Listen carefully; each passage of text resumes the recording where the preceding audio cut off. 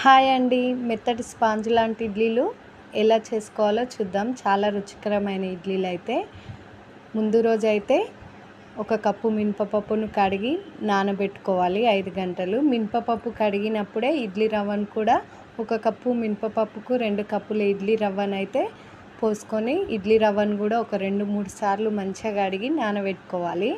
సాయంత్రం అయితే 5 గంటల తర్వాత అయితే మంచిగా నానబెట్టిన పప్పునైతే ఇలా రుబ్బుకోవాలి. ఏమాత్రం బరకలు లేకుండా మెత్తగా రుబ్బుకోవాలి. రుబ్బిన మినపప్పుని ఒక గిన్నెలో వేసుకొని ఇంకా ఇడ్లీ రవ్వలో నీళ్ళన్నీ వంచేసి మినపప్పు ఇడ్లీ రవ్వ 2 మిశ్రమాలని మంచిగా కలుపుకోవాలి. చేతితో మంచిగా మిర్చి పిండి లేక మంచిగా అయితే కలుపుకోవాలి. మినపప్పు ఇడ్లీ రవ్వ 2 కలిసేటట్టు ఈ విధంగా కలుపుకోవడం వల్ల పిండి అనేది పొద్దునేసరికి లూజ్గా పైకి వచ్చేస్తుంది. ఇడ్లీలు కూడా చాలా లూజ్గా స్పాంజ్లా వస్తాయి అన్నమాట.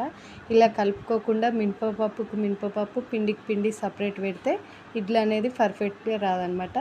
ఇడ్లీ పాత్రలకి ఇంకా కొంచెం నూనె రుద్ది ఇడ్లీలు అయితే ఈ విధంగా వేసుకోవడం వల్ల ఇడ్లీ అయితే పర్ఫెక్ట్గా వస్తుంది. తీసేటప్పుడు కూడా చాలా ఈజీగా వస్తుంది.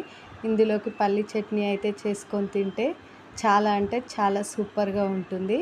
ఈ విధంగా అయితే ట్రై చేసి చూడండి. చాలా అంటే చాలా ఈజీగా, చాలా టేస్టీగా, చాలా స్పాంజీగా చేసుకోవచ్చు.